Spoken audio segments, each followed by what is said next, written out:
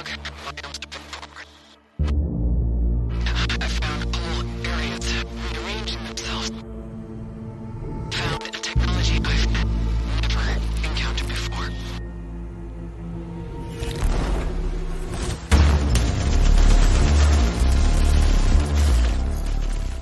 Hey, what is going on, you guys? It's your favorite video game podcast. This is Brandon, And this is Blake.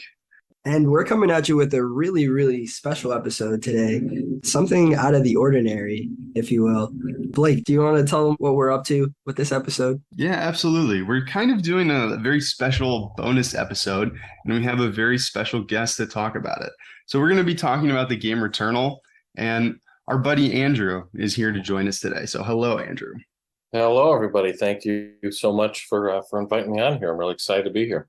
Yeah, we're excited to have you, man. And we just kind of want to get, I guess, everybody on the same page and get our listeners to know you a little bit better. So we have some general video game questions for you to answer. Are you cool with that? Sounds great. I'll ask the first one. Yeah, Okay. go for it. So, what is your favorite gaming console or most nostalgic?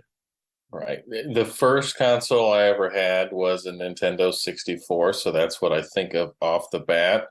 But Oh, I wow. think really the GameCube might edge it out, and it's just total nostalgia here, and I'm a big nostalgia sucker, and those were the first two that I was really on. So I'm a big console guy versus a handheld. I see. That's awesome. You know, I think me and Brandon, I think we both started off with handheld. So I think that's interesting to have your take on that. Yeah, I had a Game Boy Advance, I think, but I really spent the time on the consoles. My cousin gave me the N64, and that was kind of where I stayed.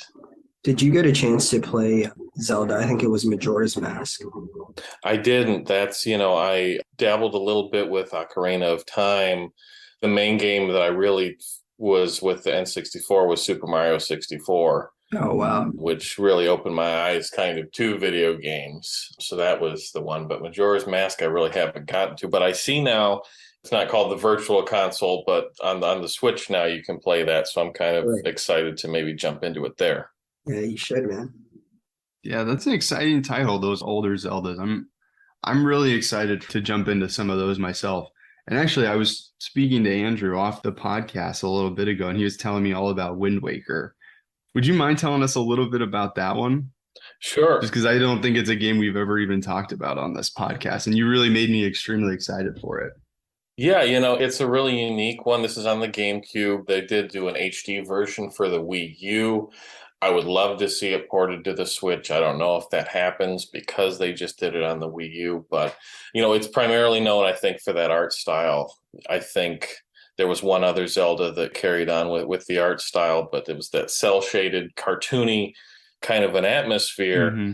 And the Hyrule that you're in is so different than the other games because you're not in a big open, mountainous area. Now all of a sudden there are islands and you have to sail around to each of these islands. And it's this big oceanic thing. And it's not until about halfway through the game that you kind of figure out, what's going on. It almost doesn't feel like a Zelda game until you reach a halfway point. You figure out what happened to Hyrule, why everything's islands instead of a big open area. And then they give you kind of the quest to get everything back together. Something has happened to Hyrule. And it's a blast. It really, besides the environment being different, it certainly follows the spirit of other Zelda games, at least the ones that I've played, and just the exploration and the combat and the dungeons and really going through everything and the unique enemies. But definitely a great one of the classics, I think. And if you look because I don't have an original copy for the GameCube anymore. If you look on eBay or any of those websites, they're selling for ridiculously high amounts of money now. Wow. Oh, man. About how much? I haven't checked in a while. I can probably look right now. Let me pull it up. That's insane, man. But yeah, what's funny about that is you were kind of talking about, I'm sure we'll get into it a little bit today when we talk more about Returnal, but it kind of seems that the mystery of what's going on is kind of a driving force in the game. For Wind Waker, I think definitely the first half, not as much in terms of you're not sitting there constantly wondering like what's happening. Like you just kind of understand that it's a Zelda game and you're figuring stuff out and you're going through the dungeons like normal, but you do really kind of get that aha, now I get it moment. I think it's almost the exact halfway point in the game. Okay. I remember when I was really young and I was playing it, I thought that I was like beating the game. I thought, oh, this is it. And then it was like, no, the game is just starting. So it seems like they like to do that. They like to because that's how I felt at Breath of the Wild. Yeah. And I think even with like movies or any kind of medium, the most fun part is where you almost know something. It's like you're just on the edge of like, I'm thinking of TV shows like The X-Files or like where there's all this mystery. Or Game of Thrones, I think, is a good example too, where you're like still trying to figure out what's going on. And then in some cases, once you do figure it out, then it's almost not as fun as when you're just about to get it. Yeah, definitely. That's yeah, very true. that moment right before you jump off the cliff in Breath of the Wild, that's fun. You figure out that, oh my gosh, there's this whole world to explore. But yeah, so I guess let me ask you this, because Zelda and Returnal are very different games. So what kind of gaming experiences do you tend to gravitate towards? And like, what are your favorite genres? I mean, as far as genres, again, big sucker for nostalgia. So, the platformers, I spent a lot of time with that Super Mario 64 as a kid. And so those types of games, just platforming and jumping around. I had a great time with Super Mario Odyssey. I mean, just phenomenal, game as well. But then also shooters, big into shooters. I don't mind saying that I can waste a few hours just hammering away at something like Call of Duty multiplayer, which I know is not the most like nuanced video game.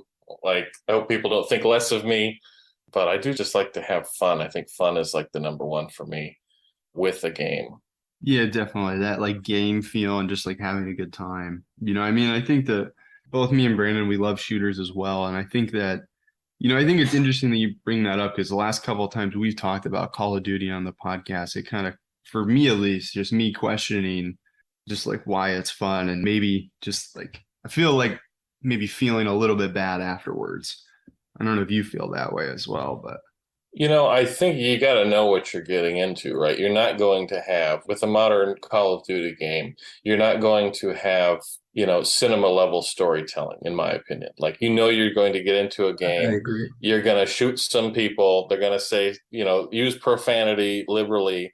And they have made so many of these games that they've really figured out how to make a first-person shooter that is tight, that you know what you're going to get. And that turns off a lot of people because do you want to spend $60, $70 every year on the latest thing that's basically the same thing as the year before? Nah, I don't really need to. But you do still have fun when you jump in and you have the immediacy of you can matchmake into whatever game type you want and you're playing the game right now. And it's a good time. Yeah, definitely. Well, let me ask you this, because I personally, this is more geared towards Returnal, I personally found it very similar to zombies. Do you play a lot of zombies? I definitely did on some of the older Call of Duty titles. I'm thinking, well, it was World of War, I think, was when it first started, but then you had the Black Ops games, and in college was Black Ops 3 for me. And when I mean to tell you that my roommates would like figure out all the insane, crazy stuff. You have to shoot an arrow at this exact point, and then this gun appears, and you hit this button. And I mean, that was amazing to me just to witness and try and jump into and follow what they were doing. I can see that parallel definitely with Returnal to a point, just there is a roguelike nature, I think, to zombies. Because when you lose, you start back over and you have to kind of work your way out of a map as you progress. Yeah, absolutely. Well, I think that, obviously we could talk about this kind of stuff all day, but I think maybe we should probably start getting into Returnal. Do you want to maybe tell us a little bit about it, Brandon? And then maybe we'll each kind of talk about what we think the game is and what it is to us. Okay, I can get into it. So Returnal is a video game where you have to fight to survive on a hostile, shape-shifting alien planet. It's a roguelike shooter. So tune into our prior episode where we talked about roguelike shooters. We talked about Returnal, and we go into kind of roguelike shooters and what makes them and some other ones that we like as well.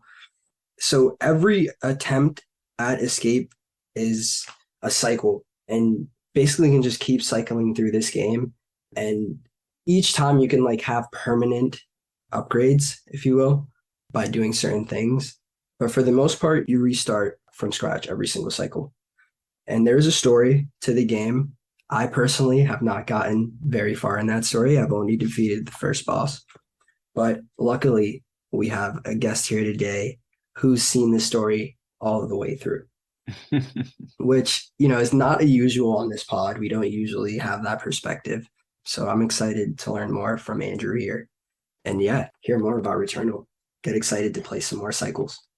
Yeah, definitely. Andrew, would you like to tell us maybe a little bit about your experience off the bat, or maybe kind of what you think the game is? Sure. As far as my experience, and this is something that really hasn't happened to me with a video game in, I think, years. I got sucked into it hard immediately and really just could not let it go until I reached not only the first ending, but then there's secret ending, and then there's a DLC that comes included with the PS Plus, a version that you download, and that has endings. And so once I got really hooked into it, I had to completely flesh it all out, which doesn't happen with me. And I think this game flew under the radar because it's misunderstood. I think the story that you're presented with off the bat, you're an astronaut, you're flying around, you get a distress signal from a planet, you go down to investigate and you crash land, and you have to work your way through this planet to find the distress signal. That's the outset. And on the surface, that's just what it seems like you're doing. You pick up guns, you fight these crazy, enemies that shoot you with a million bullets that you have to dodge and use. And the mechanics of the game are fun. And you're like, okay, this is a great alien shooter. But when you die, it's a roguelike. You go back to the beginning, but the character is aware of that, and that becomes part of the game. And I know this isn't unique to Returnal, but it really integrates itself with the story. And there's a lot of Celine, who you play, starts talking about, oh, how am I still alive? And you go along and you pick up these recordings, these personal logs that you, as the character, have left in previous attempts that you don't remember. And they start to fill in a little bit of the backstory, and you start to build this atmosphere that maybe on the surface, this story of I'm an astronaut and I get this distress signal and I go down and I crash, maybe that's not entirely what's happening here. And that was really kind of what hooked me, and I had to see that through to the end. Yeah, absolutely. I mean, that intrigue of you knowing that you've seen your past self, and those audio logs, sometimes they can be on the verge of disturbing, and you find different versions of yourself. And I had encountered one particular audio log, and you guys might have encountered it as well, where, the main character, Celine, she's like, I don't know who that was. Like, that's not me. Like, I would never say something like that. And I don't know. I just think that intrigue it is very intriguing and makes you invested and want to keep going. But also, I mean, something that wasn't really touched on is just the vibe of this world. And there's a couple different biomes that you experience, but when you get put into the starting area, it's very dark and spooky, and there's a lot of tentacle-esque creatures, and the outside of, I guess, the space that you're allowed to operate in, so kind of like the walls are just covered in vines, and it just kind of brings out this horror-esque kind of atmosphere, and it really, really does kind of suck you in. I want to touch on something you said, Andrew, that I thought was very interesting. You said that this game is misunderstood. Mm-hmm. Can you elaborate a bit more on that and why you feel that way? Sure. Well, I think number one, the biggest thing that I noticed when I started to like it is I'm somebody, when I watch a movie or anything, I have to read the reviews. And so I, would watch the IGN reviews or YouTubers or whatever, and everybody who reviewed it right when it came out was really upset because they could not save the game. There was no save feature. And so as you go through, which some of these runs can get a little long, if you have to go do something else and you can't keep playing, there was no actual save feature in the game, and that turned off a lot of people and ended up being a really major downside in a lot of these reviews. And that has since been fixed. There is now an ability to save the game. And so it's just frustrating to me that the immediate reviews, which are the ones you see when you look up this game and when you start to learn about this game, their main flaw with it is something that has been patched. And so you can now suspend the game, so that it saves your progress. As far as, I guess, the broader part of misunderstood is both of you have beaten the first boss in the game. I think that you start to understand the mechanics and like how the game is going to work after that boss. You don't start to get the story. Like the story does not really unlock for you even a little bit, I think, until you beat the third boss, which is a really cool boss fight. Wow. That you really feel accomplished when you do that. And that marks a very defined halfway point in the game that then sets you up for, there are basically 2 acts to the main part of the game, and that ends Act 1. And I think that reviewers, maybe off the beginning, would just kind of play the first part of it and then start to formulate their opinions. But you really, it's a game you have to let it soak in, because it's at that point that you start to really understand this might not just be a shooter on an alien planet killing aliens.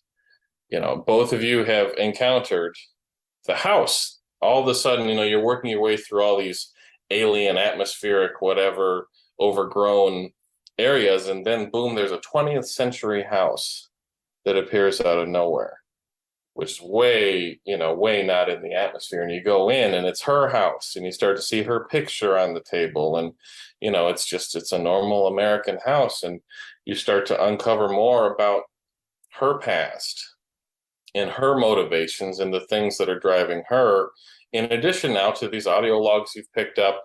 And there are these alien transcription, written down symbols all over the place that start to tell a strange story that almost seems similar sometimes to some of your audio logs. And that, I think, once you really get about to that halfway point, you start to realize, okay, this is really something bigger.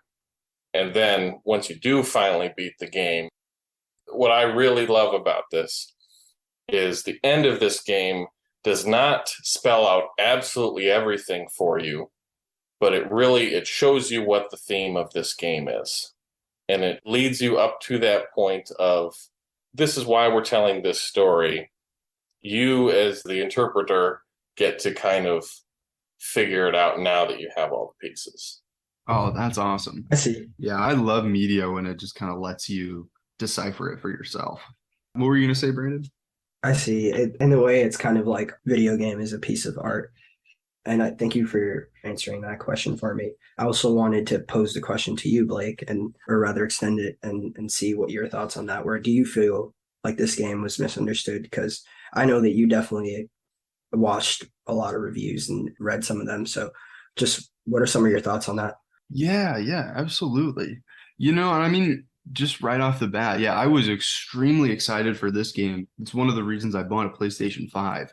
And for me, just not to pick it up at start was a reflection of, those IGN reviews and some other reviews from some other outlets. And one of the big things that I saw was that a lot of people had problems with, like, in the middle of a run, they'd put their PS5 into rest mode, and then they'd go do something else. And then during the time that it was in rest mode, the game had been patched, and they lost all their progress on that run because the game had been patched.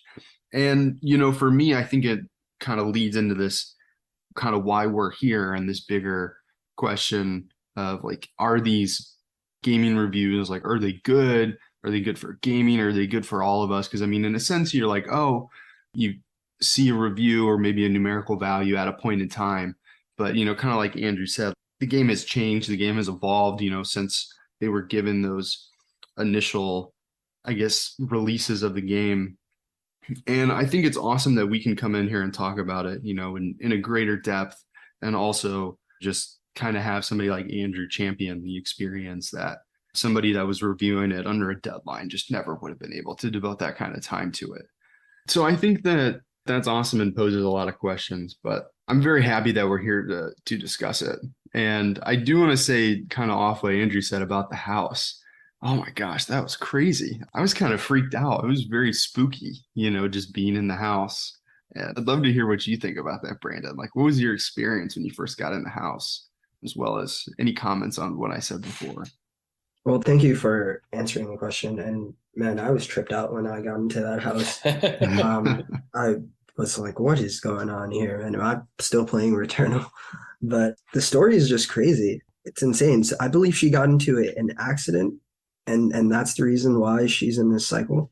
Is that a spoiler, Andrew? That's a question. Again, this game, even when you do beat it, it does not lay out exactly why everything happens. There is a lot that is left open to interpretation, because I immediately beat the game and I was like, wow. And I was like, wait, what? And then I was like, wow again. But then I started to go onto Reddit and started to read all these people have theories. And it sounds like the developers wanted it to be open to interpretation. But that's what's fun about it too, is you do pick up these individual parts of it. You mentioned, something about a car accident, right? Which I think in the house, the scene appears on a TV. There's a TV news report about a car accident, right? Yep. And then there are, through the audio logs, you start to hear about her relationship with her mother. And then you start to hear that she had a child. And you start to hear all of these things start to, little itty bitty things that piece together this like psyche of the character that you're in. And what you start to, and I don't think this is an enormous spoiler, but I will say the main theme, in my opinion, and at some point it does just get to opinions. The main theme of this game is grief. It is an exploration of grief. And I think that becomes apparent to you and definitely clicks at the end of the game, but slowly building throughout the game as we are exploring grief. Man. Yeah, that's intriguing. It's very deep. No, it really is. And that is a deep theme underneath a part of this I don't think we've really talked a ton about so far, and I don't want to hijack the conversation. But one of my favorite parts of this game are simply the mechanics. I think that it uses the DualSense controller so well with the alt fire, where you push the left trigger down halfway and you get your normal zoom in, you pull it all the way down, you get your alternate kind of, special power dashing through the environments. Not only is this a game that really makes you think, but you get to have so much fun with razor tight mechanics on top of it. That is what really sealed the deal for me and was so much fun, was kind of marrying those two together. That's very true, man. That's something I loved about the game is the fact that they use the adaptive trigger, the vibrators in the remote. Like, it feels so in tune with the game, and that part of the reason is because it was made by PlayStation Studios. Right. I think that may also tie into why a lot of people didn't really get to experience the game as much as they probably should have, because it's a PlayStation exclusive, so that already cut off a lot of people. But it also happened in a time when not everyone could get their hands on a PlayStation 5. Right. And it was $70, which I mean, I picked it up because it was free on the top tier of PS Plus once they redesigned it back in, what was that, June, May? $70 is steep. Yeah, that's how I've been experiencing as well. I think it's PlayStation. Oh my gosh, I always want to say Elite, but it's not Elite, because there's like the PlayStation Plus. Does anybody remember? There's PlayStation Plus Essentials, PlayStation Plus Extra, and I think it's PlayStation Plus Premium. That's what it's called, isn't it? Yeah, I think you're right. Mm-hmm. Yep. Yeah, so it's on the PlayStation Premium. That's how I'm experiencing it as well. And I think did you buy it, Brandon? I did. I actually purchased a physical copy from my local gaming retailer because I saw it and I was just intrigued by the cover. And I remember that we had covered it briefly when we spoke about the PlayStation. What are those talks that they do? They cover a bunch of games. Oh, like the PlayStation Directs, or not Directs, yeah, exactly. But yeah, they're like showcases maybe. Exactly. The PlayStation Direct. And they had talked about this game way back, and it was like a PlayStation kind of exclusive. I think this was one of the games that they highlighted as a next gen. I think it is one of the first next gen experiences. Because then I don't think you can play it on PlayStation 4. Right. And it's just an intriguing title. It really is. And I think I want to kind of embellish the point more on the point of this is a work of art. And I'm curious to see like what your thoughts on that, if you guys have any. But I think we should take a quick break and resume the conversation. Yeah, absolutely. So I guess maybe just to give everyone a roadmap, I think, we've remained spoiler free up until this point. And I think that the next segment, we're going to talk about maybe the mechanics and maybe go more into that because there are a lot of systems at play. And then after that, maybe get into some spoilers. So just to give you a heads up, probably in the next couple of minutes, we'll talk about spoilers, but we'll give you a heads up. So I guess we'll see you after the break. And we have returned, much like the video game we're talking about today. And I think Andrew spoke about it briefly, but this game is really tight and there are a lot of systems at play and some really cool mechanics. So I'd like to throw it back to you, Andrew. Do you want to talk maybe a little bit more about that? Sure. Yeah. I mean, when you, again, flying through space, you get a distress signal from a planet. You end up crashing down into it, searching for the source of the signal. That's your story at the outset. Your ship is completely shot. You can't do much inside there. And you just have a pistol. And you go out into the world. And that's what you start with. And you immediately encounter, Brandon was talking about this earlier, but just these really sometimes scary alien creatures. There is a big, horror element to this game. And they will drop buffs and power-ups and sometimes even weapons. And you do work your way up with weapons, unlocking new ones kind of as you progress. But one of my favorite parts about this game, and something that turns me off, and this is just totally personal preference, and I don't think that I'm in the majority here, but I think a lot of games that have a lot of different weapons make it too complicated. In Returnal, you have one weapon at a time. You can't even carry two weapons at once. You get one single gun at a time. And as you go through and you find new guns, you can decide whether to switch your current one out. And that makes it a lot easier for me, I think, and makes the gameplay more meaningful because it's hard decisions you have to make, as you progress through the levels. But as you use each of these individual guns, and I mean, this is your standard array of guns between a pistol, you've got a shotgun, which I do not like. There's an assault rifle, which is probably my second or third favorite. You get basically what's a light machine gun, all the way up to some very bizarre. In the end game, you get some really bizarre guns that start to utilize a little more fantastical. There's a gun that shoots basically like acid at the enemies, and so it's like cool. It's like one shot per reload, and you don't have to keep track of bullets or whatever the equivalent unit is throughout the game. Yeah, it's kind of like a recharge and overcharge, right? Kind of system. Yeah, and as you use each of these individual guns, you start to unlock attributes for each gun that do survive with you throughout your run, so you don't lose that every time you die. You will start over from like the base level of the gun each time you start a new run, but you won't have to unlock special abilities as you progress further. The new guns you find may automatically just have those unlocked on them, which I think is a really good way to, because these runs can get long and you end up doing a bunch of them, you do still feel like you're progressing with the guns. And each of them, aside from the shotgun, I really just dislike the shotgun. I have to say that. They are so much fun and they really challenge you of how to approach each situation differently with each gun that you find. Yeah, definitely. That's one of my, it's funny that you really like that. One of my criticisms is I wish there were more guns and more options, but you're absolutely right. It does kind of force you to pick one and to continue on with it. What about you, Brandon? Did you have any comments on the guns? Yeah, it does. It actually reminds me of something that I really like about this game is that there is no change difficulty setting. Mm-hmm. This game is not going to hold your hand. It's the same experience for everyone. Mm-hmm. And so, yeah, you're going to have to play through the game if you want to unlock some of those guns. And it reminds me also of another mechanic I really like is when you defeat multiple enemies, you get on a streak, so to say.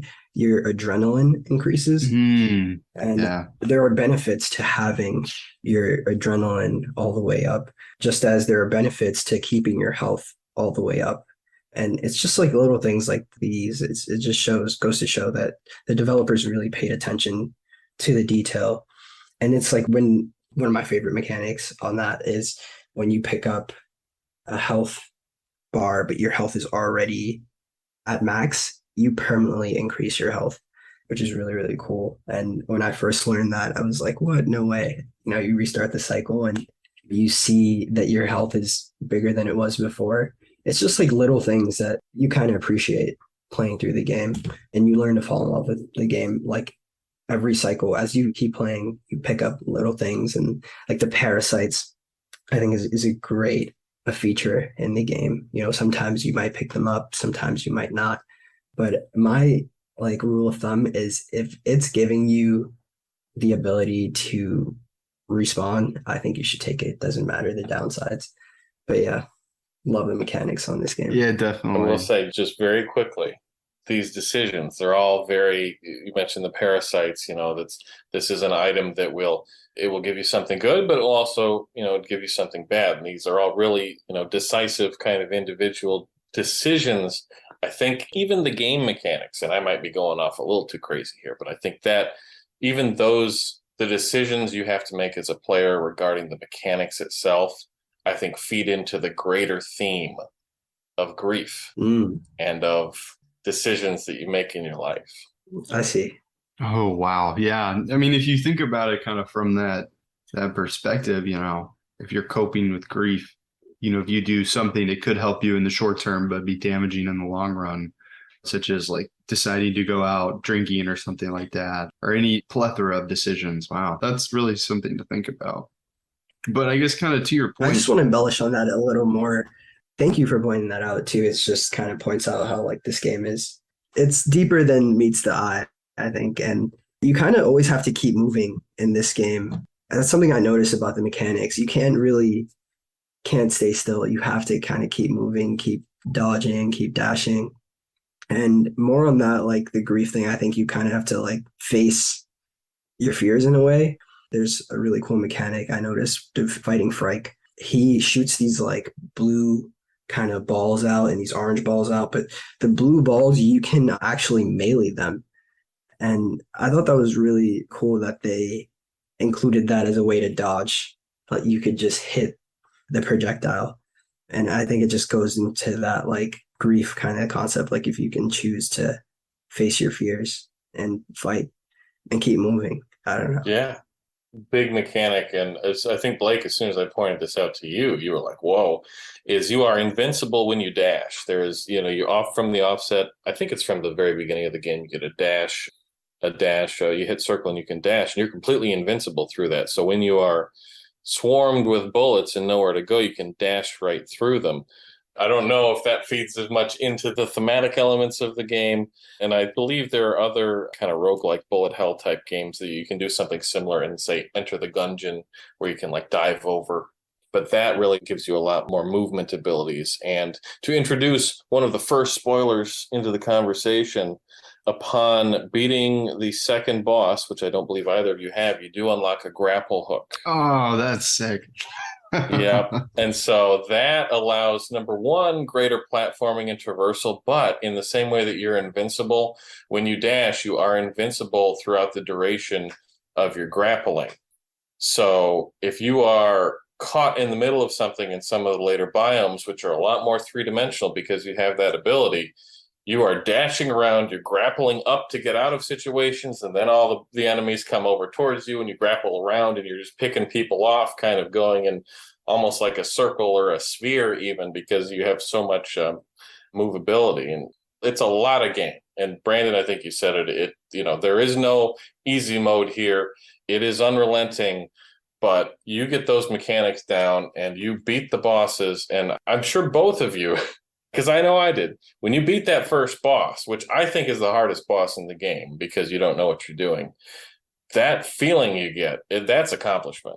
Yeah, I agree. Yeah, this game really rewards you for your time and investment that you put into it. And I think that that's one of the things that I really like about it. And yeah, just kind of just to continue on with that, what you were saying about the movement, the locomotion in this game is really awesome. And, I mean, I'm just saying that from where I'm at. And it kind of looks like you on the other side of the second boss, you even unlock more locomotion abilities. And that just seems awesome. I mean, Braden kind of touched on it, like the melee. Like, I love how it feels when you swing that sword, and it also just looks super dope. It kind of looks like this red iridescent sword, and I just thought it was so cool the first time you pick that up. For me, that's one of my favorite moments in the game, is just getting that. And there's a lot of things that you can do, especially just with the jump, the sprint, and the dash, aside from the grapple hook. Like, I've had a lot of experiences where I'll jump and dash in the air and then do a melee. And like the three of those movements and the locomotion of those three inputs, in order to like melee an enemy, that was just like so epic. And I loved that whole experience. But yeah, I definitely agree. Also, kind of what Brandon was saying, that like you constantly have to keep moving. And, I think that kind of ties into the grief, element as well. I mean, even if you're backtracking at some points or maybe going down a side path, you are continuously moving. And that's kind of how you have to get through grief. It's just one step at a time and continue to keep going and keep pushing. That was very well said. Yeah, thanks for your insights and your spoilers. I really appreciate it. I kind of would want to egg you on and ask for some more spoilers. I know you mentioned that there's kind of like a aha moment at the end of Returnal, and I'm just curious, like, what is that? There is, and that is, I am so hesitant that I told you, we were talking before we started here about, that is really the moment that I'm very hesitant to spoil. Well, you don't have to. You don't have to spoil. I mean, maybe just like walk the line of maybe, like preserving the experience for somebody that's new, but also just kind of like maybe tease it a little bit. Sure. No, definitely. And I think that's, the fun of it is piecing together. I don't know if you guys probably haven't gotten to the point yet.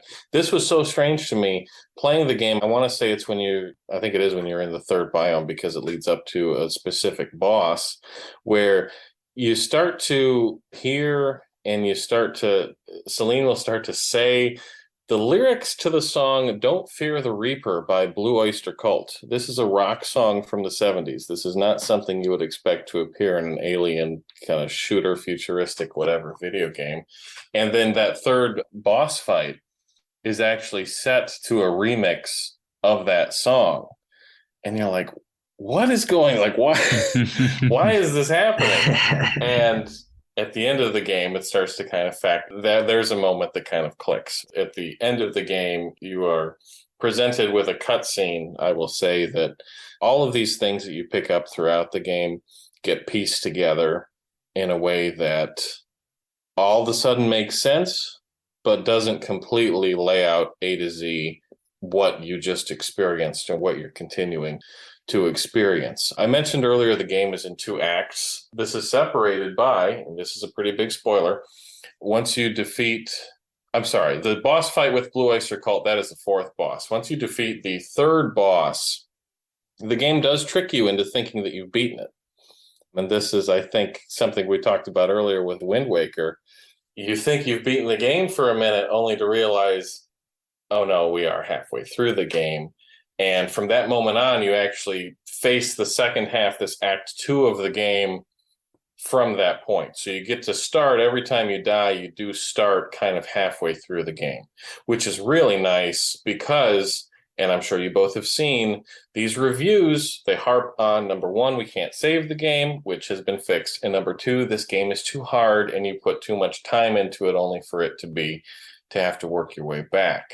There is that halfway point where once you die, you still get to start at the halfway point. You wake up in biome for that second half of the game. Okay. And I actually, Blake, I was telling you this, at the longest portion of the game where I felt like I had to replay it over and over again was actually working my way up to fight the second boss. And I timed that with a stopwatch. It was 40 minutes. It was about 40 minutes. I think it was 38 to 40 minutes that I was putting into this to get to that boss fight, and then to lose, and then to have to start over again, which that is 40 minutes, but I don't think that that's worth all of the negativity that the reviews were getting. I mean, people sit and play, games. I mean, how long do people grind out bosses in Dark Souls or, these other Souls like, Soulsborne games where I think, yeah, it's some work you got to put into it, but Yeah, absolutely. And on that point, really quick, I did do a stream, I think it was last week, which is up on our YouTube right now. And I did 2 runs, and I did one run where I kind of died, within the first 5 or 10 minutes. And it was kind of a warm up. But then the second run, I made it all the way to the second boss and I lost. But in that time, I went and I explored the house and I got a whole cutscene of the house. And in that run that I made it to the second boss, I could have gotten there faster, but I continued on to to find the house, but also to try and see if I could find the shop and to try and get an upgrade in the shop. And that entire stream, encompassing those 2 runs, the exploration in the house of the cutscene and the boss fight was 48 minutes. And yeah. I think that it does demand a little bit of your time, but like we've kind of said earlier, it rewards you for the time that you put into it. And every run you do gain something, at the very least experience, but if not, maybe one of these permanent things that like Aether that can like kind of carry with you to the next run that can maybe set you up for success. And I think that, I don't think that the time commitment is really that grievous. I mean, a lot of games demand your time and some of them don't necessarily put a lot of thought into it. And I think with this one, you really do get out what you put in. So I think that what you said was well said on the pacing. What do you think about that, Brandon? On the pacing of the game? Yeah, and like the time spent in it. Do you have any comments on that? Yeah, I could definitely see why people might feel, especially like upon reviewing the game and not playing the whole thing, could feel like it's not worth it to spend that time there. But honestly, I don't like this kind of trend that's going on where we kind of have to like coddle gamers and make games easier. I think it takes away from the fact that this is just a medium for art. I think that's what video games should be mainly. And this video game is definitely a piece of art. And it's going to be explored more in the coming time because I think like the developers had that in mind. They knew that it would take time for this game to resonate with us, right? And it's still pretty early, I think. Not many people have PS5s, and the people that do are not really exploring the vast number of titles that, are to be played. So I think it's going to take some more time for this game to resonate with people, but is it worth it? Is the time commitment worth it? I think so personally. And if you don't, I think I would recommend play some co-op. Mm-hmm. Co-op is really fun. You could play with multiplayer. You can play with just about anyone, or you can play with a friend. Yeah, it's a great way to just learn something new and in a cycle, learn from someone else, and then just, yeah. Yeah, absolutely. I want to say 2 things on that. First, when you boot up the game before you even start, there is a message from the developers, and they pretty much say this is meant to be a challenging experience. And, that's kind of the point of it. And it does I think that disclaimer at the beginning, I mean, I'll try and find it exactly what it says here in a second. But I mean, like they say from the offset, like this is meant to be a challenging experience. And, kind of like we've said, I think that it does reward your time. But also for me personally, almost my entire experience with this was playing co-op, and that really dominated my experience with it. And I think that it's just awesome to be able to play it by yourself and also have that option to play with somebody else. And I had played by myself, and then, I played with Andrew, and being able to pick up from how he was playing and like, I guess him explaining the mechanics to me on a deeper level really helped me, find more enjoyment out of it. That's something that the process could have taken me longer. And, one of my notes that I have is I never felt frustrated. I never felt frustrated with this game. And I think that really speaks a lot to it, especially a game that has a lot of repetition. And I guess maybe we should talk about this a little bit, but when you move from room to room, every run, the rooms are in different order. So even though there is a little bit of a repetitive nature to it, it's different every time. So one, I'd love to hear your guys' thoughts on co-op, but maybe, I don't know if you guys ever felt frustrated, but I personally never did. I don't think I felt frustrated with the game. I certainly felt frustrated with myself. And I saw the reviews that were like, oh, you grind for so long and then you start over and you feel exhausted and you don't want to go again. I never felt that. And I think that's just on an individual level. Yeah. What I will say, a criticism of the game, I have certainly been very positive of the game and wholly recommend it. 10 out of 10. But I do think it is hard. The mechanics, while they are explained, and I do not like games that overload you with like pop-up tutorials and this and that. I'd much rather get into it. But I do think some of the basic stuff like invincibility while you're dashing, or even Blake, I think you mentioned it a while ago, which was the reload window, which is like a Gears of War kind of a thing where while you're waiting for the gun to reload, if you time a button press properly, it will automatically quick reload. Mm-hmm. Certain nuanced things. Even Brandon, you mentioned this, when your health is full and you pick up more health, how it increases your max health.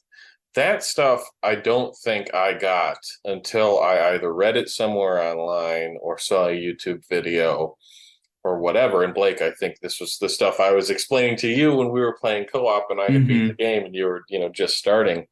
That stuff I wish would have been laid out a little more so that it stuck with me at the outset. But I guess to that, we played cooperatively, we both had this joint experience and I was able to get all of that information in a kind of community aspect. And, we're talking about it here. Yeah. So I guess in some ways, maybe that is, although, it can be frustrating if you're the first person to figure it out. It kind of seems that through the lens of time, maybe that was the intent. I don't know. That's just speculation, but. Wait, you're saying it was like the intent of the developers to kind of leave it up to us to kind of figure these things out? Yeah, maybe. They really don't hardly tell you anything, which kind of like Andrew said, I really love when that happens. But I got all of that information, within the first couple hours of me playing just through playing cooperatively. So maybe, I don't know, but maybe that was the intent. So I guess I would recommend playing the experience like that if you can. No, for sure. I got so much playing co-op. Like I played it single player a bunch. And then when I was like, let me just try this, just seeing how people were playing and you just take a lot and kind of taking it back to the overarching theme of grief. It kind of, people can help you along the way. You can find someone who's dealt with a similar kind of situation. And I think it kind of speaks to that. It's like, you're not alone. You're not ever alone in your process of grief. Yeah, definitely. Yeah, I think that's awesome. That's very well said, Brandon. I don't think I would have gotten that personally, but that's an awesome take. It's so cool to me listening to you guys when I brought up grief now, like really kind of applying it to these things that I haven't even been thinking about. And I have, as I mentioned, poured like 70, 80 hours into this and beat every aspect of it. But it's like when you watch a movie and you leave the movie theater and the whole car ride home, you keep thinking about it and you go to bed thinking about it. And that's the experience you get with this game. It's just really thinking about it. And once you unlock the grapple hook, you both have probably seen as soon as you leave the ship, there's the exit that you go to, but then there's another door high up. You get access to that. And that is the Ascension DLC, which is included. I think it's just free now with the game. I don't know if it was ever paid for. But it's an endless mode, basically, where you can just work your way through this tower. It never ends. You just go room to room, killing enemies until you die. And there are intermittent bosses, but it just keeps going. And I have beaten the game, and I've played that a bunch, but I still come back to that and keep playing it because it is so much fun and there is so much replayability. I don't know if that's included in the co-op or not, but there are so many different ways to experience this game, and they are all fun. Alone, co-op, endless, whatever. Yeah, definitely. We don't really talk about the value proposition of games on this podcast very much because I think, we love games here and whatever the cost is, we generally think it's worth it to experience something new. But in terms of what you get, if you are paying the $70, like there's an incredible amount of game. And if you're playing it on PlayStation Plus, the premium, I think that's worth it as well. I guess really quick on that. With the PlayStation Premium, it's $120 a year, but you have to pay $60 for the essentials, or most people pay for the essentials to play online. And, kind of like Brandon said, it's a $70 game on its own. But then if you pay an extra $60, that's something that, you would have access to along with like a library of 100 plus games. So maybe that's worth it for you. Only you can answer that question individually. But I think for me personally, I was checking out a couple different ones. And I think that this, along with other experiences, really made it worth it for me personally. I don't know. I mean, I kind of took a left turn there, but No, but I mean, I see what you mean. It definitely is worth it because you're going to buy a bunch of games. I mean, PlayStation knows that, and that's why they put these subscriptions out there for us. And that's really nice of them. And it's really nice of PlayStation Studios putting together a title like this. I'm definitely going to hold on to the physical copy. I think it might be worth some money in a decade or two. Yeah. Yeah, the developer Housemarque, which, as you mentioned, was acquired by PlayStation Studios, I think, right before this game. This was the first that they made as a part of PlayStation Studios. They have made other games. I think they even, like, back into the 90s, too, made some, like, very old games. And I started to play some of the stuff. They had some stuff for, like, PS4 that you can get for free with the PlayStation Plus membership. It's not as fleshed out as Returnal. Nothing that I've seen so far comes close to kind of what Returnal is, but it's similar elements. They have there's like some side scrollers that are, shooter type games that kind of have similar themes, which are fun. They're more like arcade style games, but you can definitely, I think, as you start to see some of their back library, see how they arrived at Returnal. And the Returnal is not a game that I see having a sequel itself. It would almost, I think, cheapen it if they made a Returnal 2. It's just, it's not the point. But I am thrilled, and I know it'll be some time because this is a high quality game, but I'm thrilled to see whatever Housemarque can come up with next. That'll be a blast. Yeah, definitely. Yeah, I'm super excited to see what they create next. Do you guys want to talk about anything else? Or maybe we could take another quick break and then kind of come back to this? I just wanted to say thank you to Andrew for pointing that out, Housemarque. This is kind of like their love letter to PlayStation, if you will, seems like, and just having that insight is awesome. Thank you for sharing that. Yeah, it looks like some of their other games are, I mean, I don't personally recognize anything. I think their most recent ones were Matterfall, Nex Machina, Resogun. I don't know if you guys recognize any of those, but yeah, I played a little bit of Matterfall just to see, and that one, it was a side scroller kind of a shooter. It was fun, but it felt more like an arcade game than like a full kind of a story experience game. Yeah. Okay. All right. I'll see you guys all in a sec. Cool. All right. We've returned once again in the loop of Returnal. And I think if you don't mind, Andrew, would you like talking to us maybe about some tips and tricks about the systems of play? And Brandon, feel free to chime in here as well. Anything that you picked up along the way, or maybe just something that you think anyone should know, that even if they've played it, or if they're just picking it up for the first time. Sure, I'm more than happy to. And I mean, my number one thing is something I touched on earlier, which once you get this through your head, I think you really understand how to physically play the game. And that is the dash mechanic and being invincible while you dash. And then also, once you unlock the grapple hook, you are invincible while you are grappling. It's really, any other game that I have played, if somebody's shooting at you, you want to get out of the way, either to the left or the right or backwards. And so many of the bullet patterns that come from these enemies are in a horizontal line. And so what you really have to get used to doing is dashing forward through the bullets. And that's really apparent when you face the second boss. There's a phase where it's kind of like a blue wall that he shoots out at you and you have nowhere to go except for through it. So you have to get used to timing those dashes through bullets and going toward the enemy while still maintaining your distance. I think that is my big number one tip to anybody that's really having a hard time. And that goes Oh along yeah, with, you know what? Not to interrupt you, but on go the ahead. second boss, there's this one, I guess, like attack that they have where they have this like spiral that's like a spiral of shots, and it kind of is like a cone. And if you go into it, like he's wide open to an attack. So if you like go Yeah. through, I mean, I think you've probably played this boss, Brandon. Do you know what I'm talking about? That one that kind of looks like the attack that looks like a cone coming at you. I've only fought Frike, and I don't think shoots a kind of cone. Oh, okay. So on the second boss, they shoot a cone at you.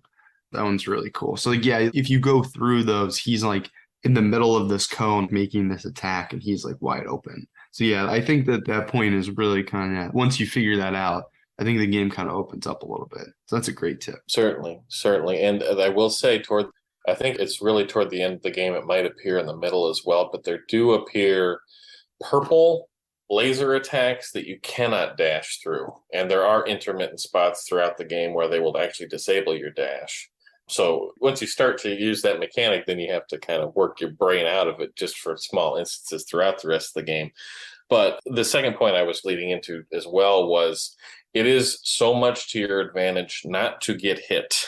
The game does not want you to get hit. Brandon, earlier you were talking about your adrenaline level, which will increase as you kill enemies in a row. It will max out at 5, and every single step up to that, you get increasing buffs. And as soon as you get hit, I think once you get to 5, I think you actually get an extra hit. But if you're on your way up there and you get hit once, that resets and you lose health. And so it is totally to your advantage, especially in boss fights. Just do what you can not to get hit even once. And a lot of that will come down to your movement. There are consumable items you can pick up that will increase your health based on your adrenaline level or do other things kind of based on your adrenaline level. So, knowing how to use that movement, not getting hit, 2 really big tips. The third thing I want to mention as well is just really knowing your guns and knowing which gun works in which situation. The shotgun never worked. No, I'm kidding. I do not like the shotgun. But if you know the assault rifle will fire bullets that will go a very long distance. That is really useful to have in certain situations. My favorite gun in the game, which I haven't mentioned so far, you get maybe halfway through.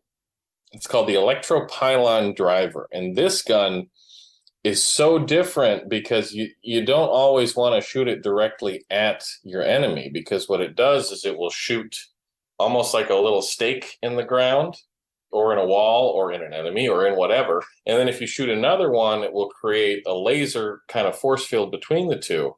And if you shoot multiple, you can create like these spider webs of lasers that will damage enemies as they either walk or fly through them. And so you can create traps kind of in this way by using that gun specifically. So it's really knowing your guns and knowing the situations you're about to get into. I have no shame in saying that as soon as I would get to every single boss fight, I think starting with maybe the third boss, when I realized like these are not easy, I totally looked up on YouTube how people fought them just to get an idea of like, what am I about to get into? Because I think really working smart, having the right gun for the right situation is a big plus there. And I think those are kind of my big tips throughout the rest of it. And then it's just paying attention to that story, letting yourself understand that not everything is literal. And we've talked about the grief throughout here, allowing yourself to kind of your mind to understand that, what's happening is kind of something bigger. That'll give you a good experience. Definitely. Awesome. Well, thanks so much for those tips, man. Really appreciate it. And Yeah. I want to ask you, I guess, how this game compares, or if you think that this game does anything different than some other games that I know you've played and liked. I guess let me ask you this. Okay. In relation to the Doom franchise, Mm-hmm. how does this compare? Like, I've personally never played a Doom game, but I know that you have and you like them. What do you like about Doom and what do you like about this one? Like the differences, and can you just talk about that a little bit? Sure. Yeah. And I guess for clarity's sake, when you say Doom, I assume you're talking Doom 2016 and then Doom Eternal, which are the 2 recent ones, which I think are the most fair to compare it to the early stuff from the 90s. Similar art style, I think, definitely. They're very pretty games. Doom is first person, of course, versus your third person in Returnal. I think that you get a similar experience. Doom is not a roguelike, so you are progressing area by area. And again, I think this is just me, those types of games will get more frustrating to me and have a little less replayability if I get stuck at a point and I just can't progress past that single point because I just feel like I'm doing the same thing over and over again, versus something in Returnal. It may take you half an hour to get back where you were, but that is half an hour where you can prepare yourself differently. And you almost have to, because the rooms you're going to be in are going to be random. The weapons you find will be different with, the power-ups, the parasites, any malfunctions. We haven't talked a lot about malfunctions, but if you get any debuffs from anything, that will be different. So your whole scenario will be different when you get to whatever enemy, whatever room, whatever boss you died to in Returnal, versus something like Doom or really any other game where, this is just how the boss fight is, and you have the weapons that you do, and maybe the only thing that's different is the amount of ammo that you have. The plus side, of course, to Doom, and Blake, this is, what you had pointed out earlier is what you didn't like about Returnal. With Doom, you're carrying every weapon. You've got all your guns, you've got the chainsaw, you can shoot fire and ice and grenades, and you have a whole arsenal. So that allows you a lot more freedom in those situations. Even though you can't completely create a new character to go in there, you can attack situations differently with all of the equipment that you have on you at the same time. So those are differences I see there. I will say, too, I have not fully beaten Doom 2016 or Doom Eternal, so that's hard for me to get. But I also really just did not make an attempt to follow the story for either of those games. Gotcha. So I don't have a lot to say as far as the story there, but I do like those games, definitely, and the pluses and minuses. Yeah, absolutely. Okay. Now, let me ask you this as well. I know that we've kind of talked about it a little bit, but this is a roguelike game. And this is a genre that's really in vogue right now. And I personally haven't played very many of them. I think Brandon might have played more than me, but you introduced me to this game called Hades, and that is a roguelike game as well. It's a very different, it's isometric, and you have different, attacks, like it's, there are different weapons, where there's a spear or a sword, and it kind of is very similar to like an isometric Zelda, hack and slash kind of game. And the experience of that one for me is a little different because in the story, you're escaping hell, you're escaping Hades. And in this one, it kind of feels like you're on a solo mission to go through hell as well. And I just wondered if you could touch on that as well, just because also you do, when you go through Returnal, you get these audio logs and you do get little bits of the story. But in Hades, it feels like you're a part of that world and you're interacting with characters time over time again. And I just wondered if you had any thoughts on those two experiences. Yeah, definitely. Yeah. I think as far as Hades, for me, I feel much more comfortable in the third-person shooter than I do in an isometric kind of an environment. So I have barely scratched the surface with Hades. You have probably, just in the time since I've told you about the game, really, fleshed it out a little more than I have. But it does, I think, what it does well is that, incorporating the roguelike genre into the storytelling and then having those carryover elements. Other roguelike games that I have dabbled with a little bit, I think earlier I may have mentioned Enter the Gungeon. And that game, from my experience with it so far, really more or less, once you're done, and you're back at the beginning. And that's a really defeating kind of a feeling for me, as well as The Binding of Isaac, I think, was another big one that I really just couldn't get myself into, because that entry level of I'm just dying in 5 minutes and I have to do this, I have to really work my way through this to beat it. And, at some point it is a get good kind of a thing. That's why people like Dark Souls. That's a portion of Returnal is really, I think, especially with that first boss, is you just have to do it. Yep. Yeah. Well, and Brandon, you had talked about earlier, that you really like that in your games too. And so I guess to shift the question, over to you, because it sounds like you have some experience with roguelikes as well, I guess. your thoughts on that. Two might be a little more nuanced than mine, because I just have a hard time really getting into these, aside from Returnal really just gripped me, for checked all my boxes.